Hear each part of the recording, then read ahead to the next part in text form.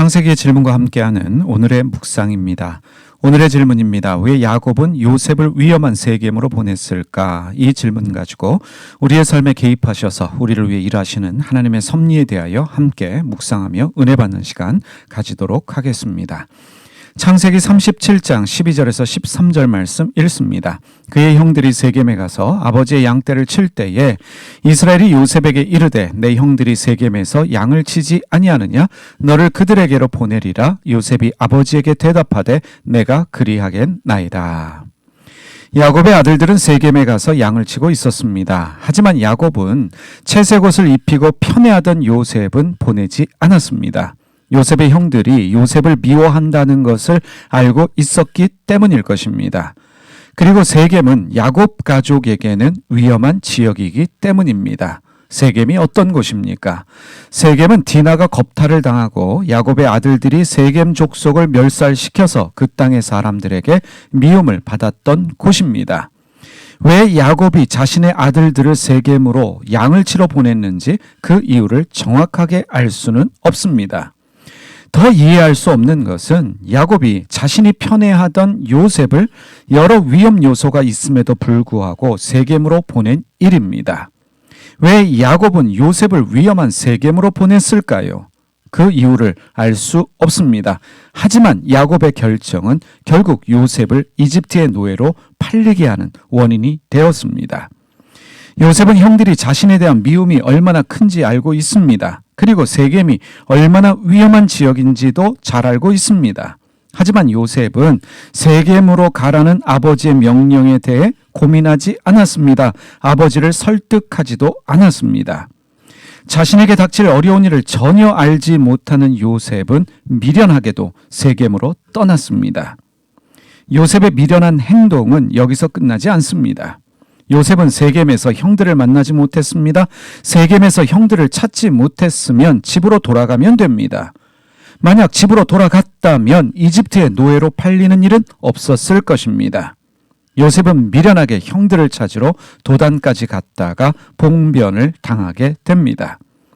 창세기 37장 18절에서 20절 말씀 세 번역으로 읽겠습니다. 그런데 그의 형들은 멀리서 그를 알아보고서 그를 죽여버리려고 그가 그들에게 가까이 오기 전에 음모를 꾸몄다. 그들은 서로 마주보면서 말하였다. 야, 저기 꿈꾸는 녀석이 온다. 자, 저 녀석을 죽여서 아무 구덩이에나 던져 넣고 사나운 들짐승이 잡아먹었다고 하자. 그리고 그 녀석의 꿈이 어떻게 되나 보자. 멀리서 자신을 찾으러 온 요셉을 본 형들은 요셉을 꿈꾸는 자라고 말하며 요셉을 죽여 그 꿈이 이루어질 수 없도록 하겠다고 모의합니다. 갑작스러운 결정이었습니다.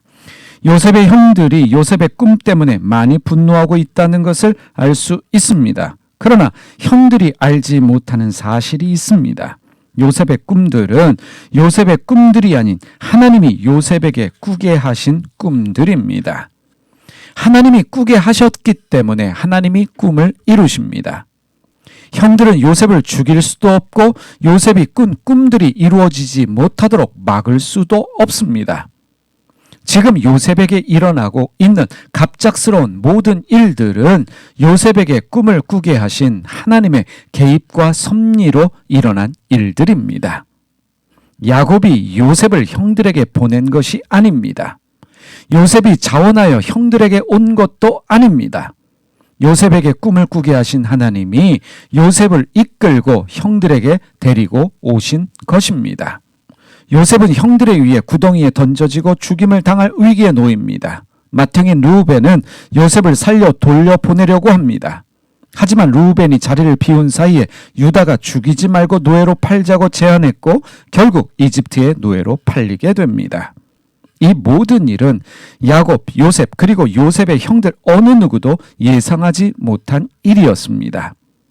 야곱은 위험한 곳이기 때문에 요셉을 형들과 함께 세겜으로 보내지 않았습니다. 그런데 갑자기 요셉을 세겜으로 보내기로 결정합니다.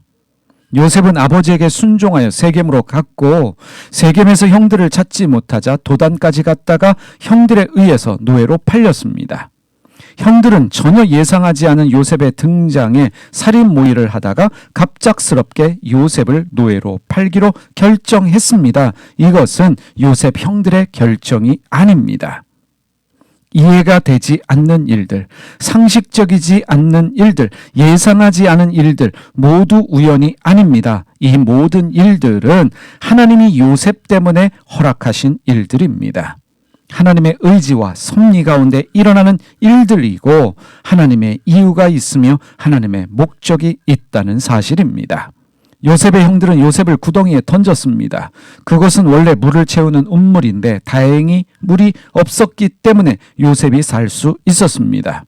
르우벤은 요셉을 살려 보내려고 하지만 르우벤이 자리를 잠깐 비운 사이에 결국 이집트의 노예로 팔리게 되었습니다. 그러나 결국에는 이집트의 국무총리가 되어집니다. 이것은 절대 우연이 아닙니다. 요셉의 형들이 세겜을 거쳐 도단으로 간 것도 우연이 아닙니다. 도단은 이집트로 내려가는 해안도로가 있는 곳이기 때문에 이집트로 내려가는 노예 상인들을 만나기 위한 최적의 장소입니다. 요셉이 도단까지 간 것이 아닙니다.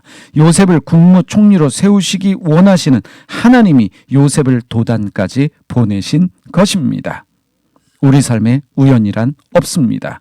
우리 삶에 일어나는 모든 일들은 하나님의 섭리와 의지 가운데 허락된 일들이라는 것을 우리가 기억해야 합니다. 기도하겠습니다. 하나님 아버지, 우리의 삶을 택하시고 우리의 삶을 만들어 가시는 줄 믿습니다.